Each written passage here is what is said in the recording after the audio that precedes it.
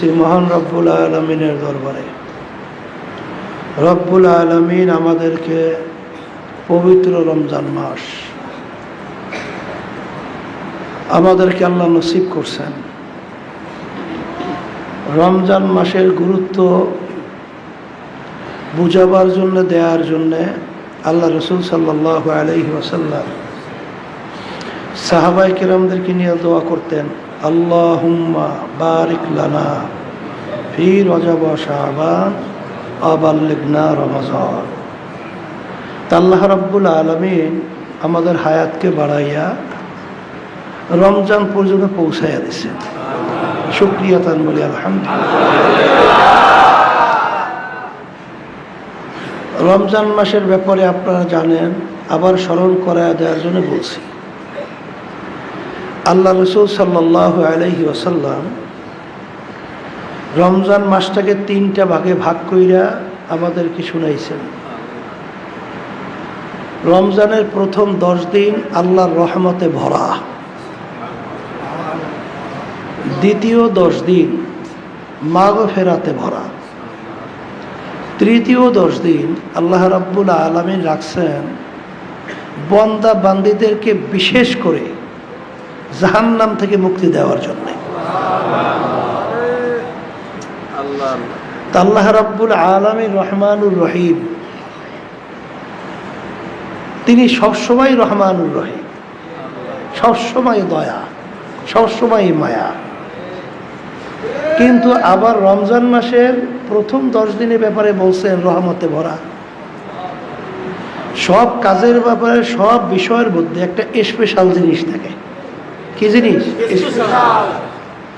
আল্লাহ রাব্বুল আলামিনের রহমত সবসময় থাকবে, সবসময় আছে। কিন্তু বিশেষ করে রমজান মাসের এই প্রথম 10 দিন আল্লাহ রাব্বুল আলামিন তার পক্ষ থেকে স্পেশাল রহমত দান করবেন।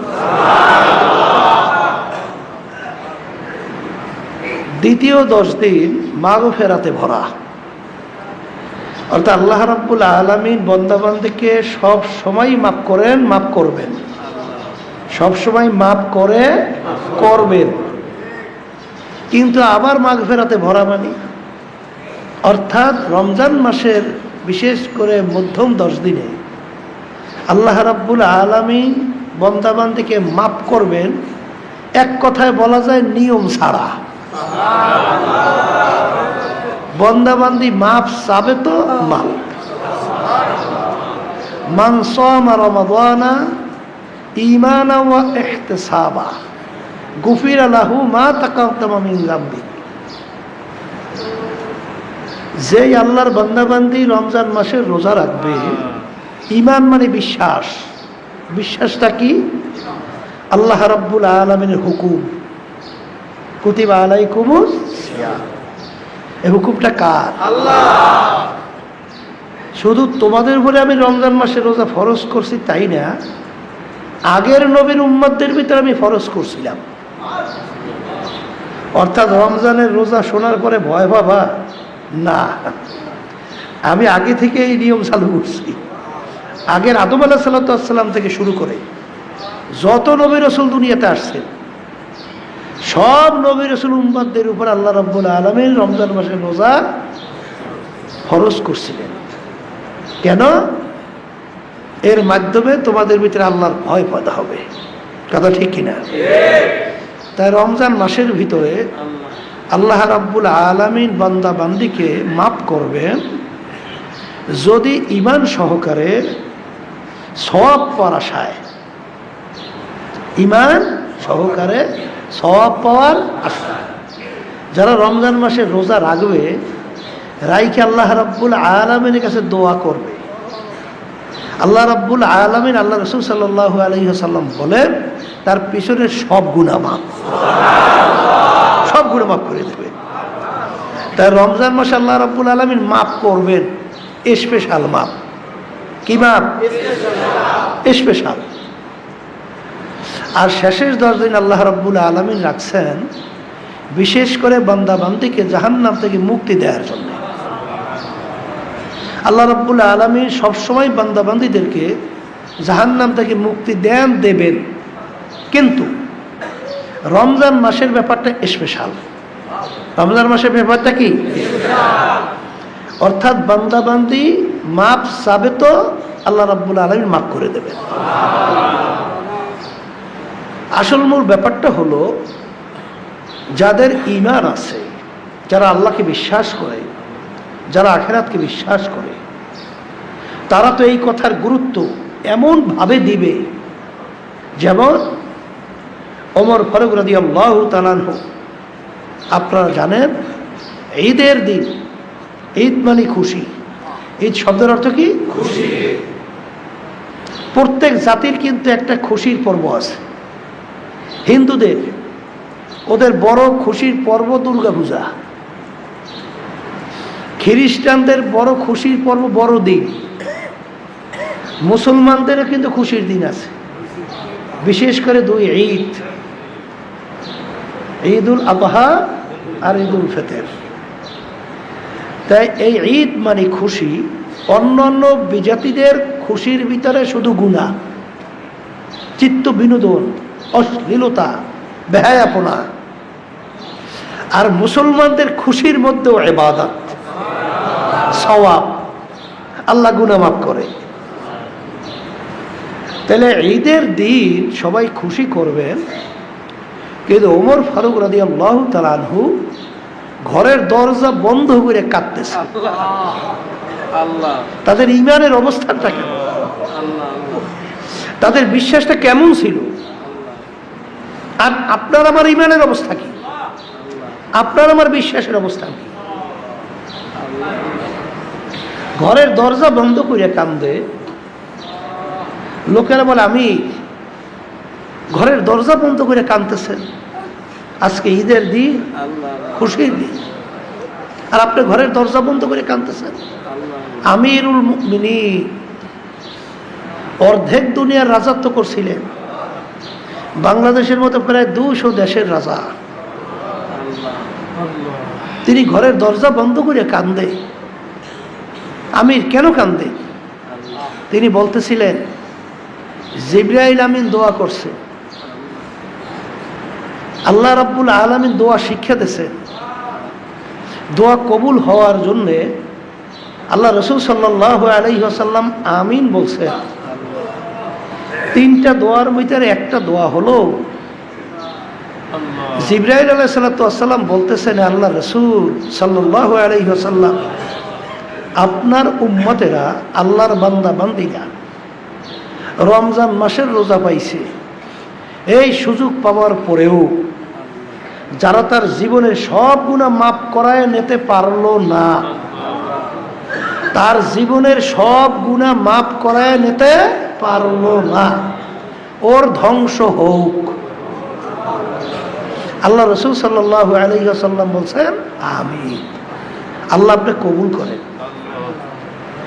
তো ওমর ফারুক রাদিয়াল্লাহু তাআলা আনহু তিনি বলতেছেন, রমজান মাসের রোজা তো চলে গেছে, রমজান মাসের রোজা চলে গেছে, আমি ওমর তো জানি না যে আমার গুনাহ মাফ হইল কিনা, আমি গুনাহ জানছি, আমার সমস্ত গুনাহ মাফ করে নিতে পারছি কিনা। আজকে ঈদের দিনও আল্লাহ রাব্বুল আলামিন ওইভাবেই বান্দা বান্দাকে মাফ করবেন। তা আজকেও আমি একটু চেষ্টা করে দেখি, আমি তো কাইটা দেখি আমার জীবনে গুনাহ খাতা আমি মাফ করাইতে পারি কিনা। এই জন্য আমি কাঁদতেছি। ঈমানাও ওয়া ইহতিসাবা গুফিরা লাহু মা তাকাদ্দামা মিন যামবিহি। আল্লাহ রাব্বুল আলামিন বান্দা বান্দিকে তার পিছনে সব গুনাহ মাফ করবে। যে বিশ্বাস, আল্লাহর হুকুম রমজান মাসের রোজা, এই ঈমান আমার রাখতে হবে। আল্লাহর হুকুম ফরজ, আল্লাহর হুকুম ফরজ। আর সব পাওয়ার আশায় যারা রমজানের রোজা রাখবে, আল্লাহ রাব্বুল আলামিন তার পিছনে সব গুনাহ মাফ করে দেবে। এইরকম ঈমান মজবুত না হওয়া পর্যন্ত নেকের পরিমাণও কিন্তু বাড়ে না। ঈমান যার যত মজবুত হবে, তার নেকের পরিমাণও তো তত বাড়বে। আর জানেন যে নেক বাড়ার ব্যাপারে বিশ্বাসের ভিতরে কোনো ঘাটতি থাকতে পারবে না। কারণ আল্লাহ রাসূল সাল্লাল্লাহু আলাইহি ওয়াসাল্লাম কি বলছেন, আখলিস দীনাকা ইয়াকফিকা আমালুল কলিল। হ্যাঁ, আল্লাহ রাসূল সাল্লাল্লাহু আলাইহি ওয়াসাল্লাম বলেন, তোমাদের বিশ্বাস ঈমানকে নির্ভেজাল করো, স্বচ্ছ করো, পরিচ্ছন্ন করো। যদি নির্ভেজাল ঈমান তোমরা তৈরি করতে পারো, অল্প আমলি তোমার নাজাতের জন্য যথেষ্ট হয়ে যাবে। নির্ভেজাল ঈমান, এইটা আমাদের তৈরি করতে হবে। নির্ভেজাল ঈমানওয়ালা হতে হবে। ঈমানের ব্যাপারে কোনো ঘাটতি থাকতে পারবে না, কোনো দুর্বলতা থাকতে পারবে না। যার নমুনা সাহাবায়ে কেরামদের ইতিহাস আমরা জানি এবং ওলামায়ে কেরাম হক্কানি আমাদেরকে শোনায় যে তাদের ঈমানটা কেমন নির্ভেজাল ছিল আর আমাদের ঈমানের অবস্থানটা, বিশ্বাসের অবস্থানটা কেমন। সাহাবায়ে কেরামদের ঈমানের অবস্থা শোনেন না? হ্যাঁ, আর আল্লাহ রাব্বুল আলামিন তো সাহাবায়ে কেরামদের নমুনা আমাদেরকে ঈমান আনতে বলছেন, আমিনু কামা আমানান নাস। তোমাদের ঈমানের ধরনটা হবে সাহাবায়ে কেরামরা যেভাবে ঈমান আনছিল, তাদের ঈমানের অবস্থা কেমন ছিল, আমাদের ঈমানের অবস্থা কেমন। তা যাই হোক, যে আমরা ঈমান সহকারে সওয়াবের আশায় রোজা যদি রাখতে পারি, তাহলে আল্লাহ আমাদের পিছনে সব গুনাহ মাফ করে দেবে। তাই রমজান মাসে রোজা আল্লাহ রাব্বুল আলামিন আমাদের ফরজ করছেন। কি করছেন? সারাদিন না খাইয়া উপবাস থাইকা আমরা রোজা রাখবো, আল্লাহর হুকুম পালন করব। এর বিনিময়ে আমরা কি পাবো? আল্লাহ রাব্বুল আলামিন বলেন, এর বিনিময়ে তোমাদের ভিতরে আমার ভয় পয়দা হবে। সবাই বলি সুবহানাল্লাহ। কি পয়দা হবে? কার ভয়? আল্লাহর ভয় পয়দা হবে রমজান মাসে রোজার মাধ্যমে। সুবহানাল্লাহ। তাহলে বোঝা গেল যে আল্লাহর ভয় ভিতরে পয়দা হওয়া এর চেয়ে বড় সম্পদ আর কিছু হতে পারে না। তা আমাদের আল্লাহর ভয় ভিতরে পয়দা হবে রমজান মাসের রোজার মাধ্যমে। কথা ঠিক কিনা? তাই জানেন তো যে রমজান মাস আল্লাহ রাব্বুল আলামিন, আল্লাহ রাসূল সাল্লাল্লাহু আলাইহি ওয়াসাল্লাম আমাদেরকে শুনাইছে যে 3টা ভাগে ভাগ। 1 নম্বর 10 দিন রহমতে ভরা, দ্বিতীয় 10 দিন মাগফিরাত, তৃতীয় 10 দিন জাহান্নাম থেকে মুক্তি দেওয়ার জন্য আল্লাহ ভিন্নভাবে রাখছে। তা রহমতের আজকে 3 দিন যাইতেছে। কয়দিন যাইতেছে? তাই 3 দিন যাইতেছে। যারা আসলে আল্লাহর রহমত তালাশ করে তাদের ভিতরে কিন্তু আফসোস বাড়তে থাকে যে আল্লাহ, রমজান মাস তো আপনি প্রথম 10 দিন রহমতের জন্য রাখছেন, মালিক আপনার রহমত আমরা পাইলাম কিনা। মালিক দয়াময় করে আপনার রহমত আপনি আমাদেরকে দান করেন। এই যে একটা তালাশ, পেরেশান যারাই করবে তারাই আল্লাহ রাব্বুল আলামিনের রহমত পেয়ে যাবে, কোনো সন্দেহ নাই। তাহলে রহমতের গুরুত্ব দেওয়া লাগবে। রমজান মাসে রোজা আল্লাহ রাব্বুল আলামিন আমাদের ফরজ করছেন, এর মাধ্যমে তার ভয় আমাদের ভিতরে পয়দা হবে। কথা ঠিক কিনা?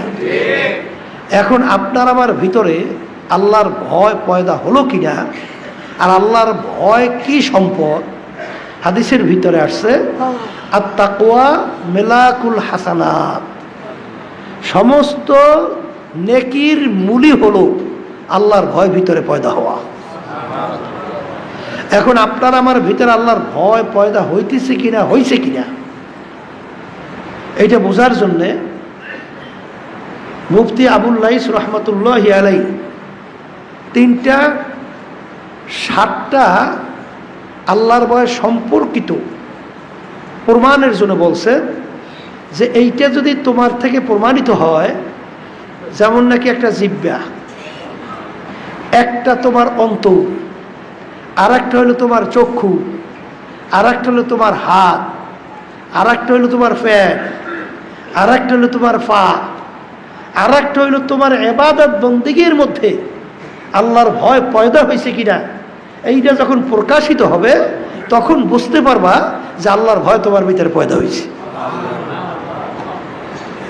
একটা হলো জিহ্বার সাথে সম্পর্কিত। কি সাথে? জিহ্বার সাথে সম্পর্কিত কি? যার ভিতরে আল্লাহর ভয় পয়দা হবে সেই আল্লাহর বান্দাবান্দি কখনোই জিহ্বা দিয়া কোনো হারাম জিনিস ভক্ষণ করবে না। যার ভিতরে আল্লাহর ভয় পয়দা হবে ওই আল্লাহর বান্দাবান্দি কখনো জিহ্বা দিয়া মিথ্যা কথা বলতে পারবে না। যার ভিতরে আল্লাহর ভয় পয়দা হবে ওই আল্লাহর বান্দাবান্দি কখনোই জিহ্বা দিয়া কাউকে কষ্ট দিতে পারবে না। যার ভিতরে আল্লাহর ভয় পয়দা হবে ওই আল্লাহর বান্দাবান্দির জবান থেকে জিহ্বা থেকে কখনোই অশ্লীল কটু বাক্য মিথ্যা এটা প্রকাশ পাবে না, গীবত শিকায়ত প্রকাশ পাবে না। এক কথায় জিহ্বাটা আল্লাহ রাব্বুল আলামিনের জিকিরের ভিতরে ব্যস্ত থাকবে। কির ভিতরে ব্যস্ত থাকবে? এখন দেখেন আপনার ভিতরে আল্লাহর ভয় পয়দা হলো কিনা। আর সাহাবায়ে কেরামদের অবস্থান, তাদের ঈমানের অবস্থান কেমন ছিল? আবু বকর সিদ্দিক রাদিয়াল্লাহু তাআলা আনহু জিহ্বাটাকে কেমনভাবে কন্ট্রোল করছিলেন। অনেক সময় তিনি বড় একটা পাথরের চাক্কা মুখের ভিতরে রাখতেন, মন চাইলেই যেন জিহ্বা কথা বলতে না পারে, মন চাইলেই যেন কথা বলতে না পারে, আটকাই রাখতেন। এমনকি আবু বকর সিদ্দিক রাদিয়াল্লাহু তাআলা আনহু ইতিহাস পড়লে দেখবেন বুড়া বয়সে তিনি জিহ্বাটাকে বের কইরা আঘাত করতেছে, আঘাত করার বলতেছে, হে জিহ্বা তুই তো আমাকে শেষ করছ, তুই তো আমাকে শেষ করছ। এই জন্য কিতাবের ভিতরে আসছে মান কাসুরা কালামুহু কাসুরা খতাউহু অমান কাসুরা খতাউহু মা তাকলবুহু অমান মা তাকলবুহু দাখালান নার। যে নাকি বেশি কথা বলে তার কথার ভিতরে ভুল বেশি পরিমাণে প্রকাশিত হয়। বেশি কথা বললেই তো ভুল বেশি হয়, কথা ঠিক না? বেশি তাই যে বেশি কথা বলে তার ভুলও বেশি বের হইতে থাকে কথায়। আর যার নাকি ভুল বেশি প্রকাশিত হয়, ভুল বের হয়, তার কলবটা আস্তে আস্তে মরতে থাকে, তার কলবটা মরিয়া যায়। আর কলব যদি মরিয়া যায় তার জায়গা জাহান্নাম ছাড়া হয় না। এই জন্য কিতাবের ভিতরে আছে মান কাসুরা কালামুহু কাসুরা খতাউহু, যে কথা বেশি বলে তার ভুলও বেশি হয়। আর যার ভুল বেশি হয় মা তাকলবুহু, তার কলবটা মরে যায়। আর যার কলবটা মরবে দাখালান নার, সে জাহান্নামের ভিতরে ঢুকবে। তার জায়গা হবে কোথায়? এই জন্য কথা বলার ব্যাপারে আমাদের চিন্তা করতে হবে, এই কথা বলাটা কি আমার জরুরি না জরুরি না, দরকার আছে কি নাই। এক শ্রেণী মানুষ আছে হুদাহুদি বসে বসিয়া যদি এখন ওই লোক নাও পায় বই বই ফটর ফটর করতে থাকে, আছে না নাই? কথা তো বলতে হবে, জরুরি কথা। হুদাহুদি বসে বসে বক বক বক বক বক বক করা, তাহলে এর মাধ্যমে কি হয়? গীবত বের হয়। কি বের হয়? গীবত বোঝেন তো, অন্যের দোষ। আর এইটা কইতে খুব মজা লাগে, এতে কোনো আমার উপকার আছে না আমার ধ্বংস?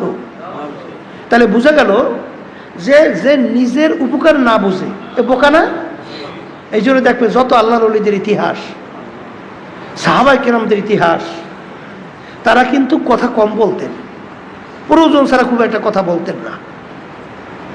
কিন্তু এক শ্রেণী দেখবেন সর্বনাইন মুজাহিদ অনেকে আছে, আলহামদুলিল্লাহ, অনেকে আলহামদুলিল্লাহ তাদের জিকির আজকারের ভিতরে অনেক সময় জিহ্বা আলহামদুলিল্লাহ চালু বেশি থাকে, ফিকিরে থাকে, আল্লাহর ধ্যান ও খেয়ালে থাকে। কিন্তু এক শ্রেণী দেখবেন পেশাল বেশি বলে, কথা ঠিকই না? তাই পেশাল বেশি পড়লে তখন তার ভুল বের হয় বেশি। আর ভুল যদি বেশি বের হয় তখন কি হয়, কলম মরে। আর কলম মরলে তার জাহান্নাম ছাড়া কোনো উপায় আছে? এই জন্য আপনার ভিতরে আল্লাহর ভয় পয়দা হইল কিনা এটা জিহ্বার সাথে সম্পর্কিত। জিহ্বা মিথ্যা কথা বলে কিনা, কথা ঠিক? যেই জিহ্বা মিথ্যা কথা বলবে তার ভিতরে আল্লাহর ভয় পয়দা হয় নাই, এটা প্রমাণিত। যেই জিহ্বার মাধ্যমে গীবাত শেখায়ত বের হবে, পরের দোষ ত্রুটি আলোচনা করতে খুব মজা হবে, বুঝতে হবে, তার ভিতরে আল্লাহর ভয় পয়দা হয় নাই। মুসলিম রহমতুল্লাহি আলাইহি মুসলিম শরীফে লেখছেন, তিনি বলছিলেন কিয়ামতের ময়দানে মালিক যখন জিজ্ঞাসা করবে তুমি কি নিয়ে আসছো আমার কাছে আমল, মুসলিম রহমতুল্লাহি আলাইহি বলতেছেন রব্বুল আলামিনের দরবারে আমি বলবো মাবুদ গো, আমি গীবতের গুনাহ নিয়ে আসি নাই, গীবত থেকে আমি বাঁচতে পারছি। এই জন্য জিহ্বার ব্যাপারটা খুব সতর্ক। মানুষকে কষ্ট দেয়, দাও দিয়ে কোপ দিলে যে কষ্ট তার চেয়ে কিন্তু জবানের দিয়ে কষ্ট তার চেয়ে বড় কষ্ট, কথা ঠিক কিনা? আপনি অস্ত্র দিয়ে কোপ দিয়েছেন, একটা জখম হয়েছে, একটা সময় ওইটা কিন্তু ঘুষিয়ে যায়। কিন্তু জিহ্বা দিয়ে যদি কেউ কাউকে কোনোদিন আঘাত দেয় এটা কিন্তু আজ জীবনের ক্ষত হয়ে থাকে। এর জন্য জিহ্বা দিয়ে কথা বলার সময় অনেকের ক্ষমতা আছে, টাকা আছে, বংশ বড়, এই ক্ষমতা বড়, মন চাইলেই একজনকে দুর্বল পাইয়ে আঘাত করতে থাকে। কিন্তু মনে রাখো, তুমি যে জিহ্বা দিয়ে আঘাত করতেছো, তোমার ভিতরে যে আল্লাহর ভয় থাকতো, কোনো দিন তুমি তোমার জিহ্বা দিয়ে আরেকজনকে কষ্ট দিতে পারতা না। তাহলে তোমার ভিতরে আল্লাহর ভয় পয়দা হয় নাই, কথা ঠিক কিনা? তাহলে জিহ্বার সাথে সম্পর্কিত। আর জিহ্বা তো আপনারা জানেন যে আল্লাহ রাব্বুল আলামিন জিহ্বা আমাদেরকে দিয়েছেন আল্লামাহুল বায়ান। আল্লাহ রাব্বুল আলামিন কথা বলার শক্তি দান করছেন। খলাকাল ইনসানা আল্লামাহুল বায়ান। আল্লাহ রাব্বুল আলামিন মানুষকে সৃষ্টি করছেন এবং কথা বলার শক্তি আল্লাহ দান করছেন। এখন আল্লাহ তো আমাকে কথা বলার শক্তি দান করছেন, এই জিহ্বা দিয়া বেশি বেশি আল্লাহর জিকির করতে হবে। কার জিকির? আল্লাহ। কারণ আল্লাহ রাসূল সাল্লাল্লাহু আলাইহি ওয়াসাল্লাম বলেন না, লা ইয়াজালু লিসানুকা রাতবাম মিন যিকরিল্লাহ। এটা কিন্তু শুনতে কষ্ট মনে হয়, শুনতে কেমন জানি আনুখা আনুখা মনে হয়, শুনতে কেমন জানি বড় একটা ভারী পাহাড়ের মতো মনে হয়। আসলে ব্যাপারটা কিন্তু কষ্টই না, পাহাড়ের মতোও না। কলে তা কেমন, চেষ্টা করলেই হয়। আব্বাজার একটা উদাহরণ দিয়ে বলতেন, একটা ইঞ্জিন দুই তিনজনে জোর কইরা স্টার্ট উঠানো যায় না, উঠাইতে পারে না। কিন্তু যদি কোনো কায়দায় জোর কইরা একবার স্টার্ট উঠাইয়ে দেওয়া যায়, দেখবেন ইঞ্জিন তো ঘোরেই, ওর সঙ্গে যা বাইতে দেবে তা নিয়ে দৌড়বে, কথা ঠিক না? আসলে জিহ্বাটা মনে হয় যে এইটা সবসময় আল্লাহর জিকিরে কেমনে চালু রাখে। আব্বাজান বলতেন যে তুমি চেষ্টা করো, দেখবা চেষ্টা করতে করতে একসময় আল্লাহর রহমতে তোমার জিহ্বাটা আল্লাহর জিকিরে চালু হয়ে যাবে। তখন তোমার খেয়ালও লাগবে না, তোমার চেষ্টাও লাগবে না, দেখবা অটোমেটিক তোমার জিহ্বা আল্লাহর জিকিরে চলতেছে। এর বাস্তবতা তো হাজার হাজার লক্ষ লক্ষ আছে না নাই? হাজার হাজার লক্ষ লক্ষ। আমার আম্মাজানের মুখে শুনছিলাম, আব্বাজানের কথা বলতেছিলেন, সুবহানাল্লাহ, কোলে তোর আব্বা ঘুমাইয়ে রয়েছে। তা ঘুমাইলে মানুষ নাক টানে, অনেক সময় টের পাওয়া যায় না, ঘুমাইলে মানুষ বোঝা যায় তো, নাক টাইনে ঘুমাইতে আসে।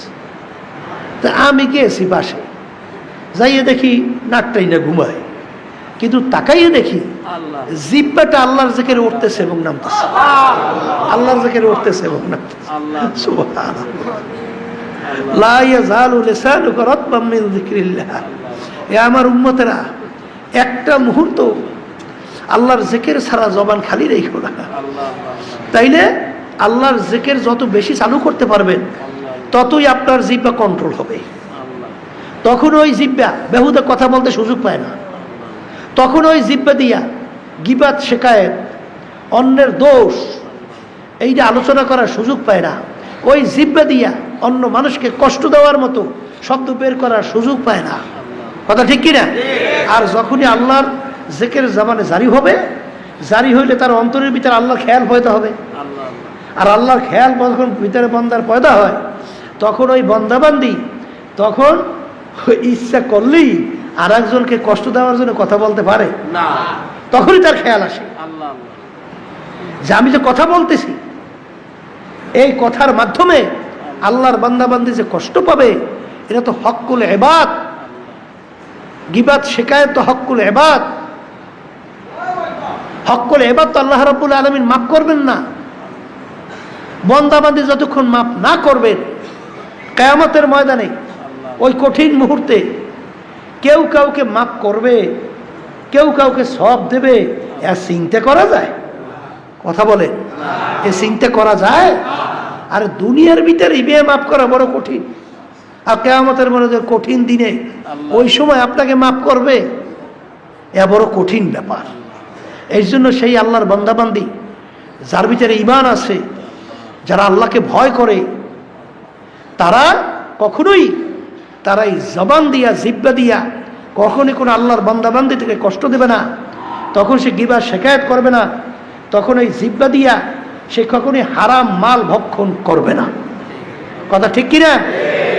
এইটা কির সাথে সম্পর্ক? আল্লাহর ভয় ভিতরে পয়দা হয়েছে কিনা?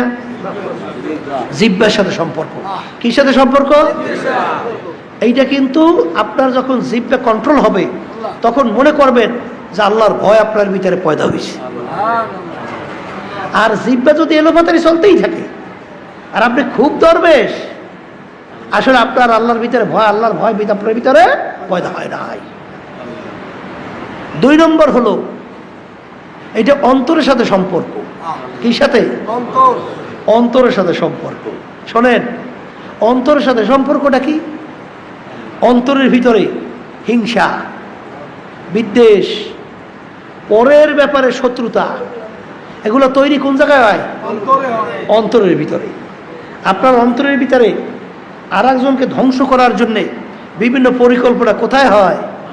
অন্তরে হয়। অন্যজনের ব্যাপারে হিংসা তৈরি হয় কোন জায়গায় হয়? অন্তরে হয়। এই অন্তরের ভিতরে বিভিন্ন খারাপ কাজের ব্যাপারে প্রবৃত্তি, এইটা তৈরি কোন জায়গায় হয়? অন্তরে হয়।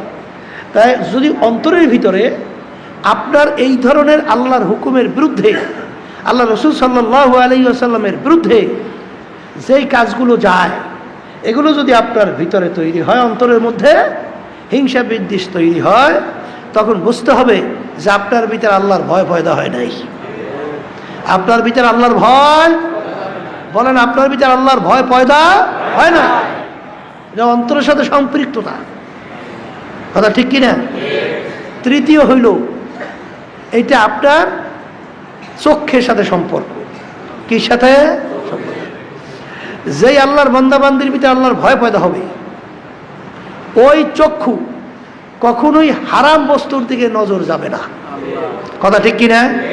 তখনই তার ভয় আসবে।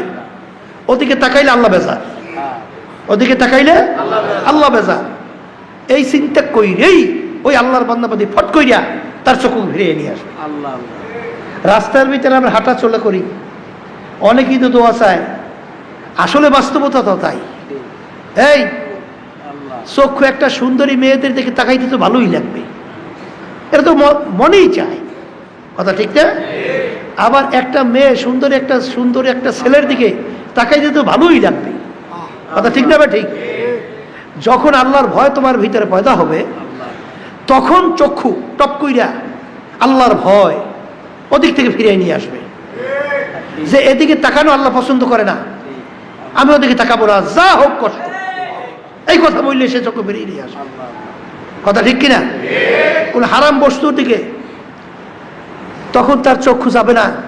যেমন নাকি এক শ্রেণী আমার বাজানরা আছে, তারা নিজে চাকরি করে, যে বেতন পায় আলহামদুলিল্লাহ নিয়মতান্ত্রিকভাবে ডাইল বেদ খাই আল্লাহ ভালোই জীবন চালায়, কিন্তু ওর নজর হইল বড় এক অফিসার, ও বেশি বেশি ঘুষ খায়, 10 তলা বিল্ডিং করছে, আর অনেক সম্পদের অভাব নাই। তখন ওর ওই হারামের দিকে খালি নজর যায় যে কিভাবে আমার ওই নজরটা হারামের দিকে দিয়ে আমি এরকম পাঁচতলা বিল্ডিং কেমনে করে, তা এরকম করতে যদি হয় তাইলে তো গ্রামে একটা কথা আছে, কত বড় শয়তান্য কথা দেখেন, কলে সম্পদের মালিক হইতে হলে দুই জিনিস লাগে, একটা পরের ধন আর একটা চরের ধন। বুঝলেন তো? শয়তানি বোঝেন নাই? শয়তান কেমনে ভিতরে খুব মতলব তৈরি করে, কলে তুমি যদি ধনী হইতে চাও, বড় সম্পদের মালিক হইতে চাও, এই দুই সম্পদ ছাড়া পাওয়া যায় না। পরের ধন, পরের ধন বুঝলেন তো?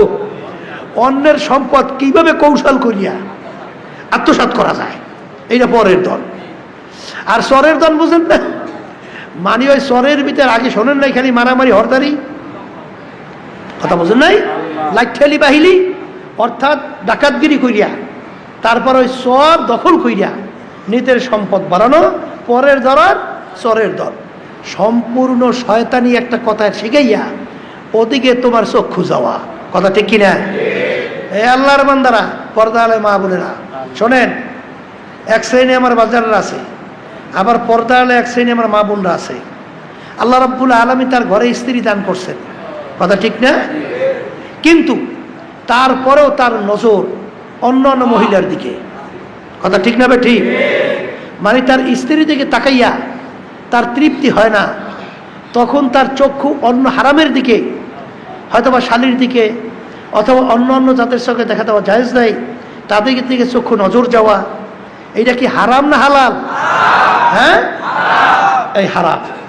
যার ভিতরে আল্লাহর ভয় পয়দা হবে, তখন সে মনে করবে মন তো চায় অন্য মেয়েদের দিকে নজর করতে, কিন্তু সেদিকে তাকানো যাবে না। যেই আল্লাহর বান্দাবান্দি এই হারাম বস্তুর থেকে তার চক্ষুকে ফিরাই রাখবে, তখন মনে করতে হবে তার ভিতরে আল্লাহর ভয় পয়দা হয়েছে, কথা ঠিক কিনা? তাইলে বোঝা গেল এক শ্রেণীর আল্লাহর বান্দারা স্ত্রী আছে, সব দিক দিয়েই ভালো। আসলে মূল ব্যাপারটা হলো, এটা কিন্তু একটা গ্রাম্য কথা আছে, ওই যে কি জানি কয় না জানি, ওই চোখের ক্ষুধা কয় না, কির ক্ষুধা? চোখের ক্ষুধা কোনোদিন শেষ হয়? এটা কম তো, চোখের ক্ষুধা কোনোদিন শেষ হয়? হ্যাঁ, চোখ বল। বাচ্চাদের দেখছি ওর খাওয়ার চেয়ে চোখের ক্ষুধা বেশি। কথা কি দেখবেন, ওর সামনে যদি খাদ্য দেন, ও আর কোনো কেউরে নিতে দেবে না, সব একলা লইবে। ও মনে হয় 10 ভাগের 1 ভাগ খাইতে পারবে না, 10 ভাগের 1 ভাগ খাইতে পারবে না, চোখের ক্ষুধা। ও বারবার ওই দেখছি, আমার নাতি আছে, বোঝেন, ওর 2 হাতে ভরিয়ে না দিলে ওর মনে শান্তিই হয় না, ওর 2 হাত ভরিয়ে দিতে হইবে। খায় কি, এতটুকু খাইতে পারে না, তাই ওই 2 হাত ভরিয়ে দেওয়ার সামনে দেখছি, ওই যদি অনেকগুলো সামনে, ওই আমার একটু দাও, না হ্যাঁ দেবে না, একটু ধরিয়ে রাখবে। চোখের ক্ষুধা, কিসের? চোখ। তাইলে এই চোখের কোনোদিন এর চাহিদা শেষ আছে? কোন কোনোদিন শেষ আছে? কোনোদিন শেষ নাই। আফজাল রহমাতুল্লাহ আলাই বলতেন যে ঘরে স্ত্রী আছে, সব সুন্দর আলহামদুলিল্লাহ, কিন্তু ওর পরও আর একটার দিকে অন্য নজর, কথা ঠিক না? ঠিক। এই যে নজরটা, ওটা হইলে একটা কি জানি কয় না জানি, বুঝলি শব্দটা আপনাদের বলতেন, হ্যাঁ হ্যাঁ, শয়তানের তীর তো হাদিসের মধ্যেই আছে যে চোখের একটা শয়তানের একটা অস্ত্র, শয়তানের 3 মারা। তা যাই হোক, চোখের যে একটা ক্ষুধা, এটা কিন্তু আসলে হারাম থেকে যে বাঁচাই রাখবে, মন চাইবে যেদিকে সে সেদিকে তাকানো যাবে না। যদি আল্লাহর ভয় তার চোখে হারাম থেকে ফিরিয়ে রাখতে পারে, তাইলে বুঝতে হবে আল্লাহর ভয় আপনার ভিতরে পয়দা হয়েছে, কথা ঠিক না? ঠিক। অনেক ঘরের ভিতরে স্ত্রী আছে, মহিলার আছে, আমাদের কাছে অনেক সময় নালিশ আছে যে হুজুর, এই যে এর ভিতরে পাশে শুনতেছি বিভিন্ন কায়দায় বাচ্চা কাচ্চা আছে, তারপরে ওই মহিলা ওনার স্বামীরই দেখতে পারে না। পরবর্তীতে শুনলাম ঘটনা কি, কলে হুজুর আর এক বেড়ার দিকে ওর নজর গেছে। জোরে বলেন নাউজুবিল্লাহ। ওরে কপাল পোড়া খবিস, তোর বাচ্চাদের দিকেও তোর মায়া নাই? হ্যাঁ, তুই তোর স্বামীর দিকে নজর থুইয়া তুই অন্যদিকে নজর দিলি, অন্যদিকে নজর দেওয়ার পরে দুনিয়াতেও বরবাদ, আখেরাতেও বরবাদ, ধ্বংস। বাচ্চাগুলোর শেষ করলি, সংসারের মধ্যে একটা অশান্তি তৈরি করলি। হারামের মধ্যে আরাম আছে? হারামে আরাম আছে? নাই তো। তাইলে শোনেন, অনেকে মনে করে যে আসলে আমার ঘরের ভিতরে যে স্বামীটা, এর সে অন্য পুরুষরা দেখতে তো খুব মজা লাগে, ভালো দেখায়, গলার আওয়াজও তো খুব সুন্দর, বাকবসিন ভঙ্গ খুব সুন্দর। আসলে মূল ব্যাপার হইল, এরা হইল শয়তান। কোরআন কারীমের ভিতরে আসছে, দুনিয়া এবং দুনিয়ার গুনাহ এবং যত অপরাধগুলো আছে এমনভাবে চাকচিক্যময় করিয়া তোমাদের কাছে উপস্থাপন করে, তোমাদের দেল মন ওদিকে ঝুঁকে যায়। কথা ঠিক কিনা? আসলে ব্যাপারটা হয়েছে কি, দেখবেন অনেক সময় বড় বউর ব্যাপারে, মানে বউর ব্যাপারে তার কথা ভালো লাগে না, তার চাল চলন ভালো লাগে না, তার চাহনি কথা ভালো লাগে না, তখন আর একটা মহিলার দিকে নজর করে। আবার কিছুদিন পর দেখবেন ঘুরিয়ে ঘুরিয়া এর বড় বউ ভালো আছে। কি কথা ঠিক আছে? এইটা হইল চোখের আহাই। আসলে বাস্তবতা হলো, যদি আপনি আপনার স্ত্রীর দিকে তাকাইয়া রহমতের নজরে, মায়ার নজরে যদি আপনি তাকাতে পারেন, স্বামী স্ত্রীর বিচারে মিল মহব্বত তৈরি করতে পারেন, হাদিসের মধ্যে আসছে আল্লাহ রাব্বুল আলামিন কিয়ামতের ময়দানে স্বামীকে জিজ্ঞাসা করবে, তোমার স্ত্রী কেমন ছিল?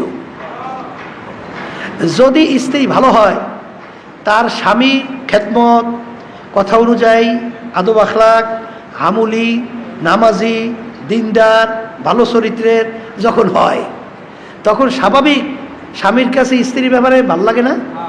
তখন মনে মনে বলে, আল্লাহ দেখো তোমার বান্দিরে তুমি বানাইছো। অনেক আল্লাহর বান্দিরে আছে কিন্তু নামাজের গুরুত্ব দেয় না। কিন্তু যখন স্ত্রী যখন টাইম মতো নামাজ যখন সময় হয়, সকলের গুরুত্ব দিয়া, যখন যে নামাজের জন্য প্রেশান হইয়া যখন নামাজে দাঁড় হয়, আল্লাহ এবং আল্লাহর রসুল তো খুশি হয়, ফেরেশতারা তো খুশি হয়, তখন স্বামীও খুশি হয়ে যায়। জোরে বলে কথা ঠিক না ভাই? ঠিক। সন্তানরাও খুশি হয়ে যায়।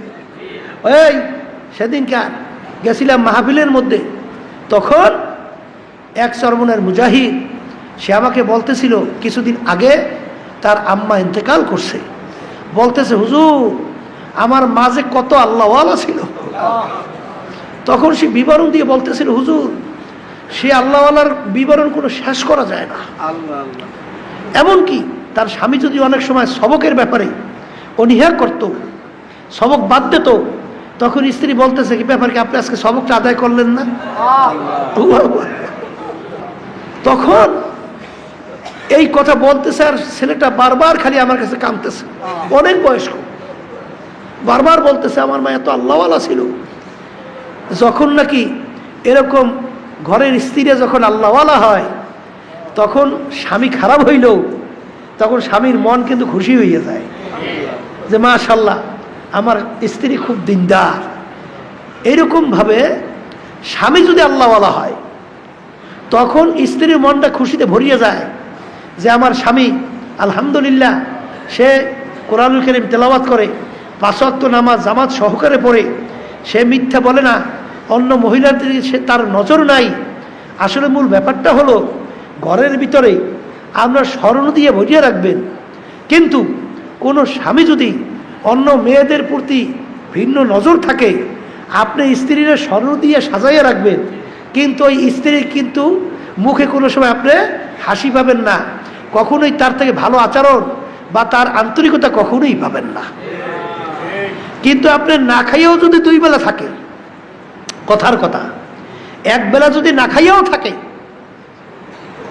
কিন্তু স্ত্রীর ভিতরে যদি পুরা এই মানে খেয়াল তার ভিতরে পয়দা হয় যে আমার স্বামী আলহামদুলিল্লাহ এত ভালো, অন্য কোনো মহিলাদের দিকে তার নজর নাই, অন্য মহিলাদের ব্যাপারে তার কোনো অন্য খারাপ নজর নাই, এইটা যখন স্ত্রীর ভিতরে তৈরি হয়, না খাইয়ে থাকলেও তখন স্ত্রীর ভিতরে স্বামীর ব্যাপারে দেখবে তার হাসির কোনো শেষ নাই। কথা ঠিক কিনা? এরকমভাবে স্বামী যখন দেখবে যে আমার স্ত্রী, সে আমি তো আসলে তেমন কোনো গুণান্বিত না, আমার চেহারাও তেমন ডকপথ নাই, আমার আচার আচরণও তেমন ভালো না, আমার কথাবার্তার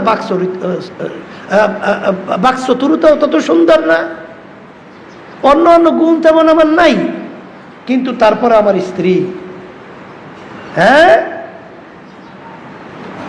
সে যখন নাকি দেখবে যে স্ত্রীকে সে একান্তভাবে বা স্বামী যখন দেখবে স্ত্রী যে সে একান্তভাবে আমাকে এরকমভাবে মহব্বত করে, তখন দেখবেন ওই স্বামীরও স্ত্রীর প্রতি একটা আন্তরিকতা এসে যায়।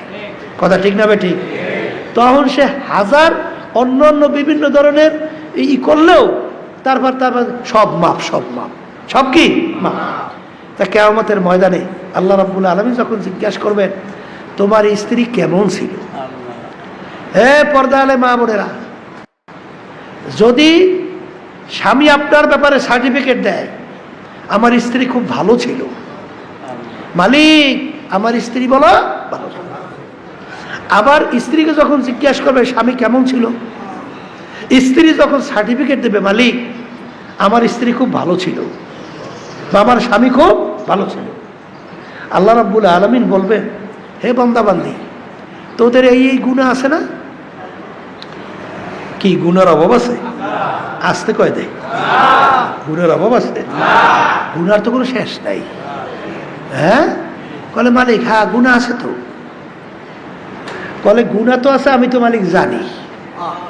তা জানার পরেও তোদের ভিতরে এত মিল, এত মহব্বত, এত সম্পর্ক, আর একজন আর একজনকে সার্টিফিকেট দিছে। স্বামী বলে স্ত্রী আমার ভালো, আবার স্ত্রী বলে স্বামী আমার ভালো।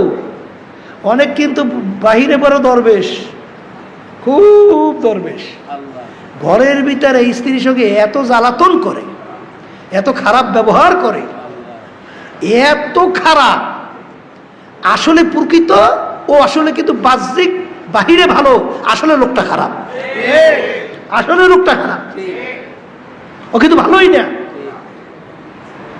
আবার এক শ্রেণী দেখবেন কে সে কিন্তু ঘরের ভিতরেও ভালো, ঘরের ভিতরে কি ভালো আলহামদুলিল্লাহ।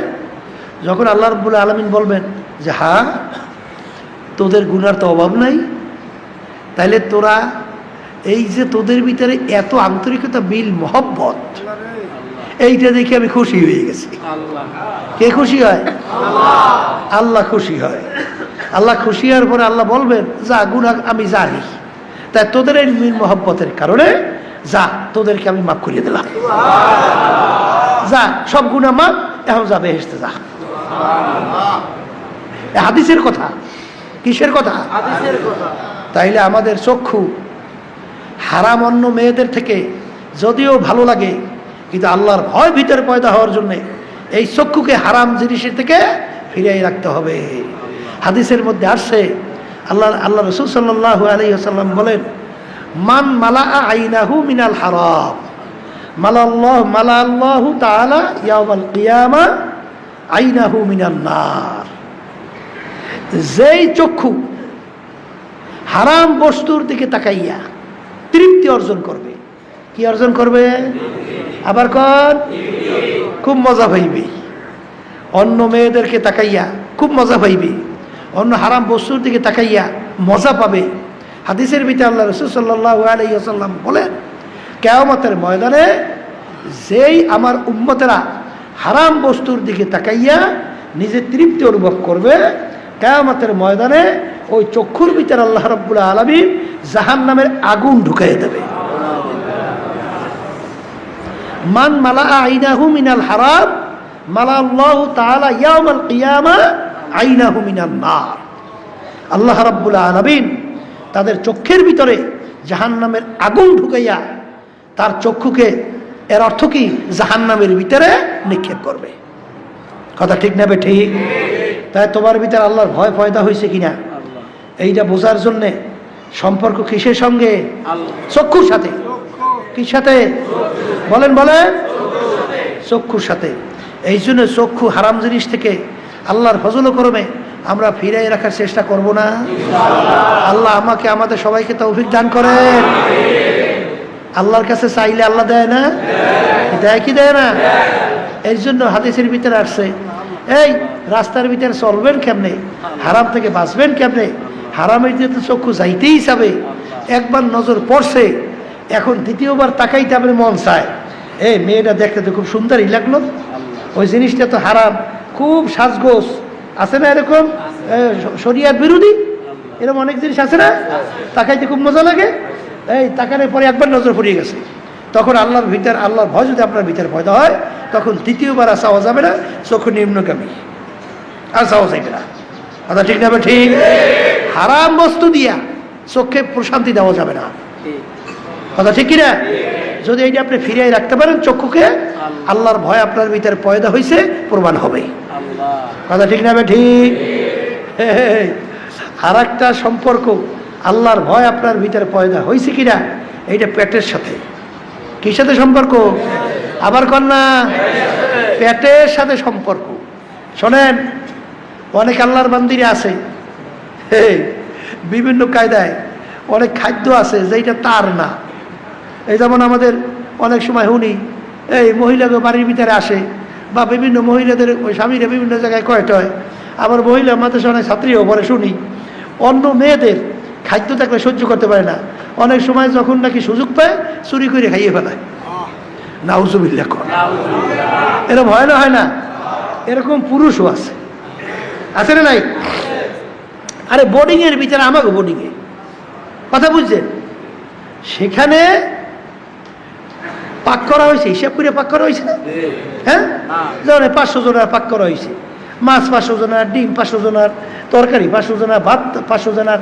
কিন্তু এক সাইডেই আছে, ও করবে কি, ওর জন্য খানা বরাদ্দ আছে একটা মাছ, ওর জন্য খাদ্য বরাদ্দ আছে ধরেন যতটুকু ভাত আছে না বরাদ্দ, ওর চিন্তা মাছ 2টা কেমনে নেবে, আলু 2টা কেমনে নেবে, ভাত একটু বাড়াইয়ে কেমনে নেবে। এটা তোমার জন্য হারাম না হালাল? হ্যাঁ, হারাম না হালাল? হারাম। তাই যদি হারাম হয় তাহলে বোর্ডিং এত গন্ডগোল কা, এত গন্ডগোল কেন? কল হুজুর কই পাক তো করছে ঠিকই, খাইতে তো নাই, কি হয়েছে? কলে হুজুর সুযোগ পাইয়া লই গেছে। নাউজুবিল্লাহ মিজান, নাউজুবিল্লাহ। তোমার জন্য যতটুকু বরাদ্দ অতটুকু তোমার জন্য হালাল, কিন্তু তুমি আরেক ভাইটা নিয়ে গেছো, ওর কেসমত মারছো। আমার কাছে বিভিন্ন সময় নালিশ আছে, হুজুর ডিম পাক করছি, বেশিও দিছি, এইবার পাত্রের ভিতরে ডিম নাই, ব্যাপারটা কি?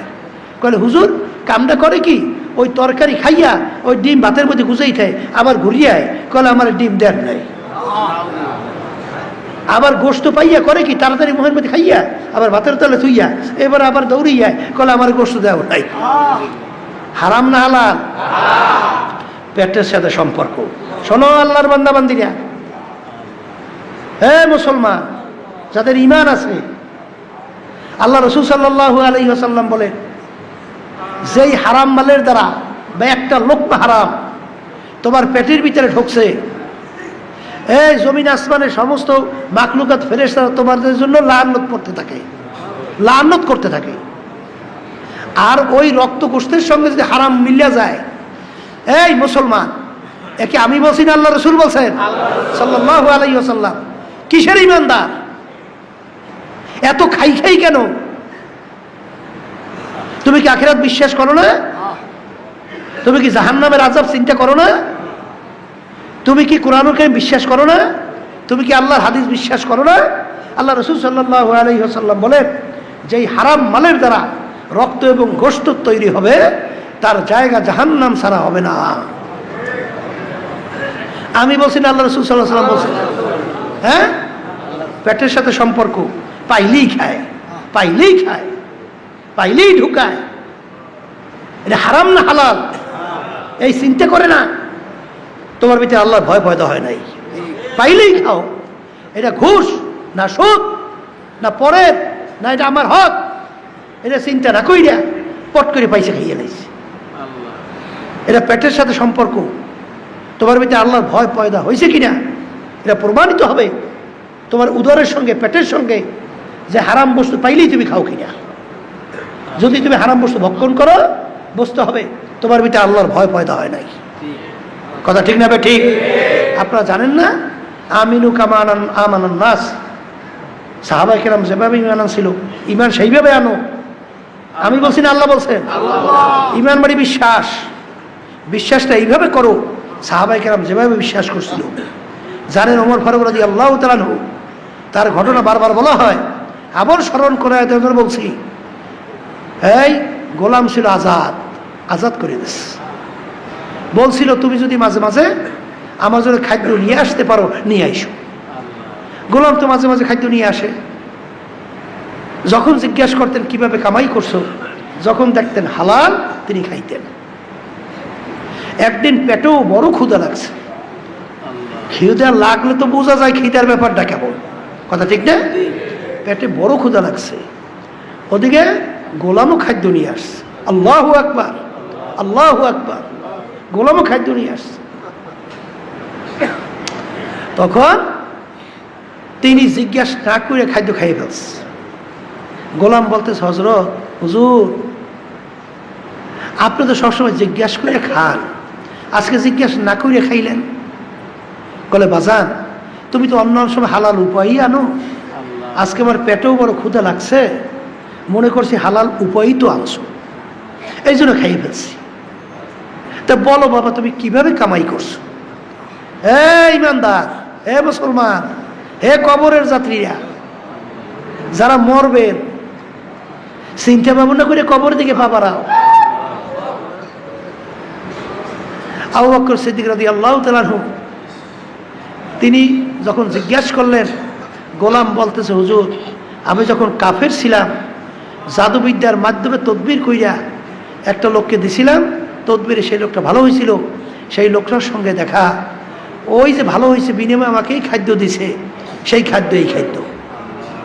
তখন আবু বকর সিদ্দিক রাদিয়াল্লাহু তাআলা আনহু বলেন, বাবা, জাদুবিদ্যার মাধ্যমে তদবির করা কামাই সম্পূর্ণ হারাম, তুমি তো আমাকে হারাম খাওয়াইছো। এই কথা বইলা তিনি গলার ভিতরে আঙ্গুল দেয়। আল্লাহর ভয় কাকে বলে? আল্লাহর ভয় কাকে বলে? আর আপনারা আমি তো আল্লাহর ভয় বলি, কিন্তু তাদের ভিতরে আল্লাহর ভয় কেমন ছিল, বিশ্বাস কেমন ছিল, আখিরাতকে কেমন বিশ্বাস করত, জাহান্নামকে কেমন ভয় করত, আল্লাহর হুকুমের গুরুত্ব কেমন দিত, সাহাবায়ে কেরাম আল্লাহ রাসূল সাল্লাল্লাহু আলাইহি ওয়াসাল্লাম কথার গুরুত্ব কেমন দিতেন। তিনি তো না যাই না খাইছেন, এ তো আল্লাহ জিজ্ঞাসা করবে না, কিন্তু তার ভয়, আল্লাহ রাসূল বলছেন, এক লোকমা হারাম খাদ্য পেটের ভিতরে ঢুকছে তো তার জায়গা জাহান্নাম। এখন তিনি চিন্তা করেন যে এই খাদ্য আমার পেটের ভিতরে হজম হওয়ার আগে আমার খাদ্য বের করতেই হবে। এই কথা বইলে তিনি গলার ভিতরে আঙ্গুল দেয়, কিন্তু পেট তো খালি, পাকস্থলী তো প্রায় খাদ্য চলে গেছে, খাদ্য তো বের হয় না। তখন লোকেরা বলে, হুজুর, আপনি তো না যাই না খাইছেন, আল্লাহ মাফ করবে। কিন্তু আমার সাথীরা, আল্লাহ রাসূল সাল্লাল্লাহু আলাইহি ওয়াসাল্লাম বলছেন, হারাম খাদ্যের দ্বারা রক্ত গোশত তৈরি হবে, জায়গা জাহান্নাম ছাড়া হবে না, ও খাদ্য বের করেই ছাড়বো, হজম হইতে দেব না। হুজুর পেট বইরে পানি খান, পেট বইরে পানি খেয়েছে, গলায় আঙ্গুল দিছে, খাদ্য বের হয়ে গেছে, শুকরিয়া আদায় করে আলহামদুলিল্লাহ। এই হলো আল্লাহর ভয়, এই হলো আল্লাহর ভয়, এই হলো আল্লাহর আযাব ও গজবের ভয়। আর আপনার আমি তো বলি আল্লাহকে ভয় করি, কিন্তু পাইলেই খাইয়ে ফেলাই। অনেক মুজাহিদের কথা শোনা যায়, আল্লাহ মাফ করুক, যে লেনদেন এত খারাপ, টাকা দেশে তো আর টাকা বের হয় না। কিসের তুমি দিনদার? তুমি কিসে আল্লাহকে ভয় করো? পাইছে তো টাকা খাইয়ে ফেলছো, কি ব্যাপার কি? আল্লাহর ভয় পয়দা হয় নাই। এই জন্য আমার বাজানদেরকে বলবো, পেটের সাথে সম্পর্ক। এই যে আবু বকর সিদ্দিক রাদিয়াল্লাহু তাআলা আনহু যখন নাকি বললেন আমি খাদ্য বের করেই ছাড়বো, লোকেরা পরামর্শ দিল, হুজুর পেট বইরে পানি খান, গলায় আঙ্গুল দেবেন, বমি হবে, পানি বের হবে। তিনি পেট বইরে পানি খেয়ে গলায় আঙ্গুল দিলেন, বমি হয়ে গেল, খাদ্য বের হয়ে আসলো। তিনি বলেন, আলহামদুলিল্লাহ, আল্লাহ হারাম খাদ্য আমার ভিতর থেকে আপনি বের করে দিয়েছেন। পেটের সাথে সম্পর্ক। আর একটা সম্পর্ক, এই আল্লাহর বান্দার হাতের সঙ্গে, যার ভিতরে আল্লাহ ভয় থাকবে, সেই হাত কখনোই যেখানে হাত বাড়ালে আল্লাহ বেজার হবে সেদিকে হাত বাড়বে না, ঘুষের দিকে হাত বাড়বে না, সুদের দিকে হাত বাড়বে না, পরের মাল সম্পদ লুটপাট করার জন্য হাত বাড়বে না, তখনই তাকে বাধা দেবে, এখানে আল্লাহ বেজার। কথা বলে না? হারাম কোনো বস্তু থেকে হাত বাড়বে না। অন্য কোনো যেই মহিলাদের সঙ্গে দেখা দেওয়া জায়েজ নাই, সেই মহিলাদের সঙ্গে তোমার এই জায়েজ নাই বিভিন্ন কাজে, তাতে দিকে হাত বাড়বে না, বাধা দেবে। হ্যাঁ, এই হলো আল্লাহর ভয়। তাহলে হাতের সাথে সম্পর্ক, পায়ের সঙ্গে সম্পর্ক। যেই পাও হারাম যেই দিকে হাঁটলে আল্লাহ রাব্বুল আলামিন বেজার হবে, সেদিকে পা যাবে না। তখন বুঝতে হবে তোমার আল্লাহর ভয় ভিতরে পয়দা হয়েছে। জোরে বলেন কথা ঠিক কিনা? এই আল্লাহর বান্দারা, যেই আল্লাহর বান্দা বান্দি, তার ইবাদতের মাধ্যমে আল্লাহর ভয় প্রকাশিত হবে। ইবাদতের মাধ্যমে আল্লাহর ভয় পয়দা।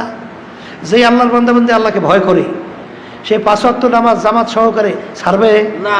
জোরে কন, ছাড়বে? হুকুমটা কার? আল্লাহ। অনেক পর্দারে মা বোনদেরকে দেখা যায় নামাজ আল্লাহর হুকুম ফরজ, কিন্তু তাদের অনেক সময় দেখা যায় একেবারে অনীহা, মনে হয় যেন তাদের একটা বোঝা। এই ওক্ত যায় যায় যায় যায়, তখন নামাজ আদায় করে। মা বোনদের ভিতরে একটু বেশি হয়। কথা ঠিক কিনা? আবার অনেক সময় দেখবেন যে মাকরুক্ত হয়ে গেছে, তখন যেই নামাজ পড়ে কলে কাজের জন্য পারি না। আমার দাদাজান রহমাতুল্লাহ আলাই বলতেন, আব্বাজান রহমাতুল্লাহ আলাই কাছে শুনছি যে তুমি কিয়ামতের ময়দানে প্রথম চোটে বেহেশতে যাবা না কিছুদিন জাহান্নামের আগুনে ভোগবা, তারপর বেহেশতে যাবা, তুমি কিভাবে বুঝবা? দুনিয়ার ভিতরে তুমি পরীক্ষা করে দেখো যে 2টা কাজ তোমার সামনে এমনভাবে আসছে, একটা আখিরাতের কাজ আর একটা হলো দুনিয়ার কাজ। এ পর্দার আড়ালের মা বোনেরা ভালো করে শোনেন, এ আল্লাহর বান্দারা ভালো করে শোনেন, 2টা কাজ আপনার সামনে আসছে। একটা দুনিয়ার গুরুত্বপূর্ণ, আর একটা আখিরাতের ব্যাপারে গুরুত্বপূর্ণ। এখন তোমার তো দুটোটাই গুরুত্ব। এখন পরীক্ষা, এখন কি এখন কি পরীক্ষা, যে তখন তুমি আখিরাতের কাজটাকে অগ্রাধিকার দাও না দুনিয়ার কাজটাকে অগ্রাধিকার দাও। তখন যদি তুমি আখিরাতের কাজকে অগ্রাধিকার দাও, তখন তুমি আল্লাহর খাস মেহেরবানি, আল্লাহর রহমত এবং আল্লাহর দরবারে শুকরিয়া আদায় করো যে মালিক, আপনার কাছে লাখো কোটি শুকরিয়া আদায় করতেছি যে আপনার হুকুম আমি পালন করতে পারছি আগে। তাহলে আখিরাতের কাজের অগ্রাধিকার দিলা আর দুনিয়ার কাজকে তুমি পিছনে রাখলা।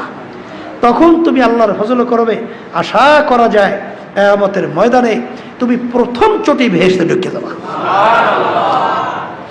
আর ওই সময় যদি তুমি দুনিয়ার কাজকে অগ্রাধিকার দাও আর আখিরাত কাজকে তুমি পিছনে রাখো, দুটোটাই আদায় করছো, কিন্তু আখিরাতের কাজকে আগে না দুনিয়ার কাজকে আগে, আখিরাত কাজকে পিছনে, তখন তুমি মনে কইরো যে তোমার কিয়ামতের ময়দানে কিছুদিন জাহান্নামের আগুনে ভোগা লাগে নাকি, এইবার বেহেশতে যাওয়া লাগে নাকি।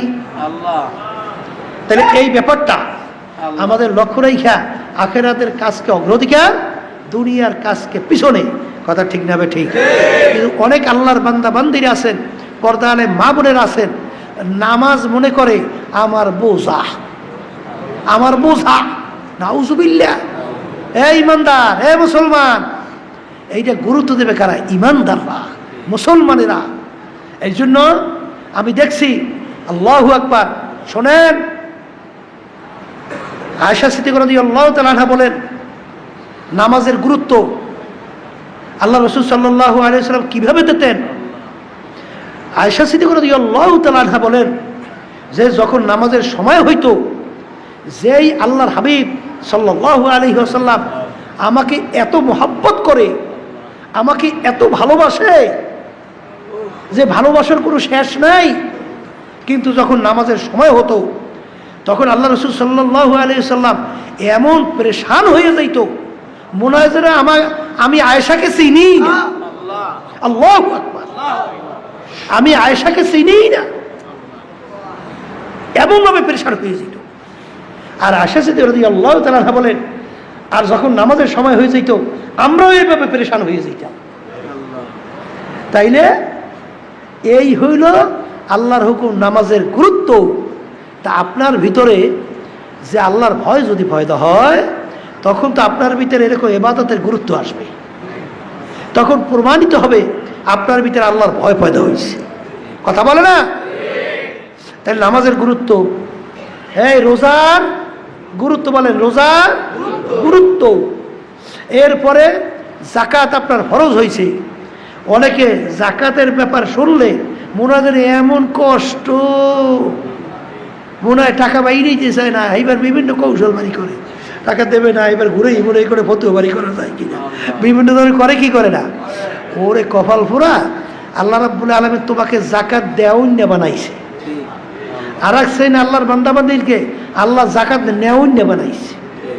এ কপাল পোড়া, আল্লাহ তোকেও তো জাকাত নেওয়ান্য বানাইতে পারতো। আসতে কয়, আল্লাহ রাব্বুল আলামিন তোকে জাকাত নেওয়ান্য বানাইতে পারতো না? হ্যাঁ, তখন তুমি কি করতা? এখন তো আল্লাহ রাব্বুল আলামিন তোমাকে জাকাত দেওয়ান্য বানাইছে। হ্যাঁ, এ জাকাত দিলে মাল কমে? আসলে ইতিহাস আছে, ইতিহাস আছে, কেউ দেখাতে পারবে? জাকাত দিলে মাল আরো বাড়ে। কথা ঠিক কিনা? এই জন্য আপনাদের ইবাদত, এটা কি আল্লাহর হুকুম ফরজ না? ইবাদত। অনেকে আছে এই হজ ফরজ হয়েছে কিন্তু হজের ব্যাপারে কোনো আগ্রহ নাই। এই এতগুলো টাকা খরচ করবো, এই টাকাগুলো পথে পথে শেষ করবো, কথা ঠিক হবে কি? তো এতগুলো টাকা খরচ করবা, তাই যখন মরিয়া দাঁড়া দেবা তখন এই টাকাগুলো বস্তা বলিয়ে তো কবরে লইয়া যাবা। কি লইয়া যাবে না? হ্যাঁ, এই তোমার ভিতরে আল্লাহর ভয় পয়দা হয়েছে কিনা, এটা ইবাদতের মাধ্যমে প্রকাশিত হবে। কথা ঠিক কিনা? ইবাদতের ব্যাপারে, ফরজের ব্যাপারে যত গুরুত্ব, ওয়াজিবের ব্যাপারে গুরুত্ব, সুন্নাতের ব্যাপারে গুরুত্ব, তখন বুঝতে হবে তোমার ভিতরে আল্লাহর ভয় পয়দা হয়েছে। আর যখন নামাজের ব্যাপারে অনীহা, রোজার ব্যাপারে অনীহা, জাকাত দেওয়ার ব্যাপারে অনীহা, কথা ঠিক কিনা, এবং অন্য অন্য যে আল্লাহর হুকুম, আল্লাহ রাসূল সাল্লাল্লাহু আলাইহি সাল্লামের তরিকা অনীহা, তখন বুঝতে হবে তোমার ভিতরে আল্লাহর ভয় পয়দা হয় নাই। কথা ঠিক কিনা? আর আল্লাহর ভয় আর তাকওয়া মিলাকুল হাসানাত, সমস্ত নেকির মূলই হলো আল্লাহর ভয় ভিতরে পয়দা হওয়া। আর রমজান মাসে রোজার মাধ্যমে আল্লাহ রাব্বুল আলামিন আমাদেরকে এই মহামূল্যবান সম্পদ দান করবেন। এই আর তাকওয়া মিলাকুল হাসানাত, কুতিবা আলাইকুমুস সিয়াম কামা কুতিবা আলাল্লাযিনা মিন ক্বাবলিকুম লাআল্লাকুম তাত্তাকুন। রমজান মাসে রোজার মাধ্যমে আল্লাহ রাব্বুল আলামিন বলেন তোমাদের ভিতরে আমার ভয় পয়দা হবে। কার ভয়? কার ভয়? আল্লাহর ভয় পয়দা হবে। তাইলে বোঝা গেল আল্লাহর ভয় পয়দা হওয়া এটা মহামূল্যবান দামি একটা সম্পদ। কথা ঠিক না? ঠিক। শোনেন, এক আল্লাহর বান্দা এক মেয়ের পাগল হইছে, মানে মেয়ের প্রতি আসক্ত হইছে। এখন সব সময় নজরে রাখছে কোন কায়দায় সুযোগে মেয়েকে পাওয়া যায়। এক সময় মেয়ে তো ঘর থেকে নামছে, ওই প্রেমিক সে তো ওই মেয়ের পদঙ্ক অনুসরণ শুরু করছে। হ্যাঁ, মেয়ে সামনে যাইতে আছে, পিছনে ও যায়। একটা নির্জন জায়গায় যখন পৌঁছলো, পৌঁছার পরে এখন তার কেউ নাই, তখন ওই ছেলে পুরুষ মেয়েকে তার মনের আকাঙ্ক্ষা ব্যক্ত করলো। ব্যক্ত করে যখন প্রস্তাব দেয়, তখন এই মেয়ে বলতেছে, এ আল্লাহর বান্দা, দেখো তো আশেপাশে ঘুইরা ঘুইরা কবিরার সবাই ঘুমাইছে কিনা, দেখো তো সবাই ঘুমাইছে কিনা। ও মনে করছে তাইলে আমার প্রস্তাবে তো তাহলে রাজি হয়েছে। ও তো খুশিতে খুশিতে তাড়াতাড়ি সব দেখছে, দেখে দেখে আইসে দেয় সব ঘুম আর ঘুম। এখন এসে বলতেছে হ্যাঁ সবাই ঘুমায়, কেউ সজাগ নাই। তখন ওই আল্লাহর বান্দি বলতেছে, এ আল্লাহর বান্দা, সবাই ঘুমায়? বলে হ্যাঁ সবাই ঘুমায়। আচ্ছা তোমার আল্লাহ সম্পর্কে কি ধারণা? আল্লাহ সম্পর্কে তোমার কি ধারণা? আমার আল্লাহ কি ঘুমায়? লা তাখুযুহু সিনাতুন ওয়ালা নাওম। আমার মালিকের কোনো ঘুমও নাই, সীমানিও নাই। যখনই আল্লাহর বান্দি বলল, হে আল্লাহর বান্দা তোমার কি ধারণা আমার আল্লাহ কি ঘুমায়, তখন বলার সঙ্গে সঙ্গে আল্লাহর বান্দার ভিতরে আল্লাহর ভয় পয়দা হয়ে গেল। আল্লাহর ভয় পয়দা হইয়া তখন ওই আল্লাহর বান্দা বলতেছে, না না, আমার মালিক ঘুমায় না। লা তাখুযুহু সিনাতু ওয়ালা নাওম। আমার মালিকের কোনো ঘুমও নাই, আমার মালিকের কোনো সিমারিও নাই, আমার মালিক ঘুমায় না। বলার সঙ্গে সঙ্গে আল্লাহর বান্দার ভিতরে আল্লাহর ভয় পয়দা হয়ে গেল। তখনই আল্লাহর বান্দা গুনার থেকে ফিরে আসলো।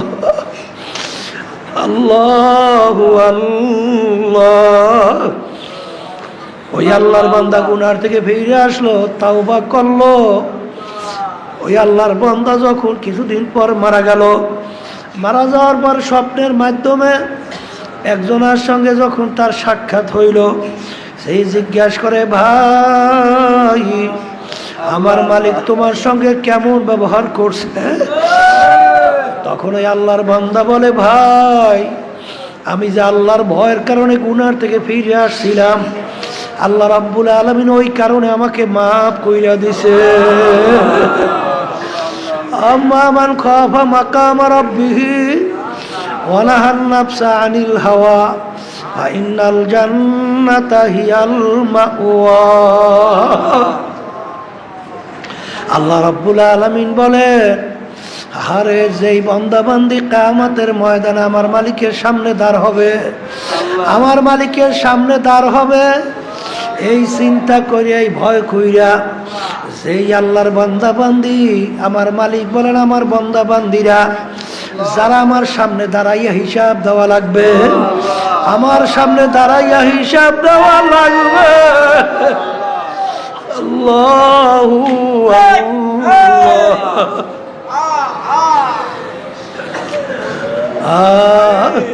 যেই আমার বান্দা বান্দি আমার সামনে দাঁড়াইয়া হিসাব দেওয়া লাগবে, এই দিনকে মনে কইরা যারা নিজেকে গুনার থেকে ফিরায় রাখতে পারবে, আল্লাহ রাব্বুল আলামিন বলে তাদের জন্য আমি বেহেশত ঘোষণা দিলাম। অনাহান নাফসা আনিল হাওয়া ফা ইন্নাল জান্নাতা হিয়াল মাওয়া। আমি তার জন্য জাহান্নাম থেকে মুক্তি দিয়া জান্নাতের ঘোষণা দিলাম। এই আল্লাহর বান্দা বান্দিরা, পর্দালে মা বোনেরা, রমজান মাস আল্লাহ রাব্বুল আলামিন তোমার আমার উপরে ফরজ করলেন কেন? এর মাধ্যমে আল্লাহর ভয় ভিতরে পয়দা হবে। আর আল্লাহর ভয় ভিতরে পয়দা হওয়ার জন্য বাজান চক্ষু আল্লাহর ভয় তৈরি করতে হবে, জিহ্বাকে আমার মাওলার ভয় পয়দা করতে হবে, হাতকে আমার মাওলার ভয় পয়দা করতে হবে, আর পাকে আমার মাওলার ভয় পয়দা করা লাগবে, অন্তরকে মাওলার ভয় পয়দা করতে হবে। যখন বান্দা বান্দি যখন নাকি আমার মাওলার ভয় ভিতরে পয়দা করতে পারবে, তখন ওই বান্দা বান্দি আরে নাজাত পাইয়া জান্নাতে যাইতে পারবে। আর কিয়ামতের ময়দানে আমার মালিক যে বলছেন, আস-সাওমু লি ওয়া আনা আজজি বিহি, রোজা আমার জন্য, প্রতিদিন আমি মাওলার নিজে দান করব। আস-সাওমু লি ওয়া আনা উজজা বিহি, রমজান মাসের রোজা আমার জন্য, প্রতিদিন আমি মাওলার নিজেই। যখন বান্দা বান্দি কিয়ামতের ময়দানে রোজাদার উঠবে,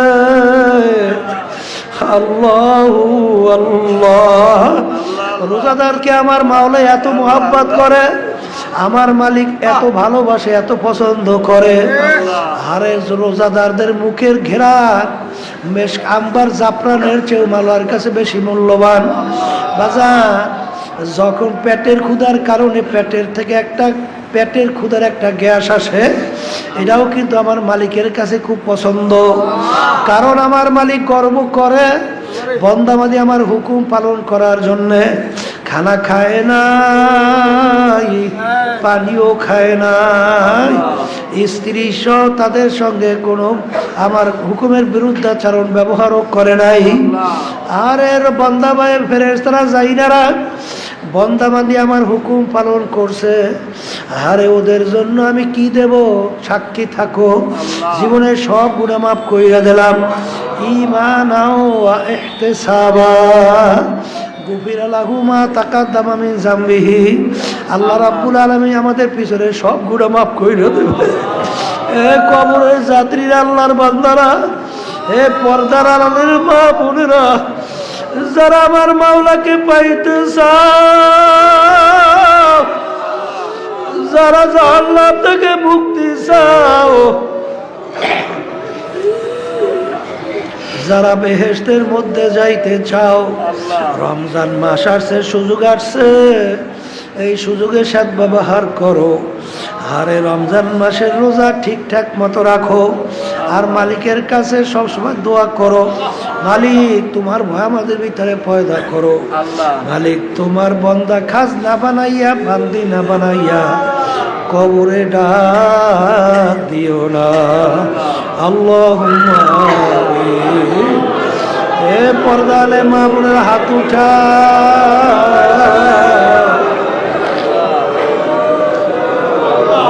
কথা মনে করো।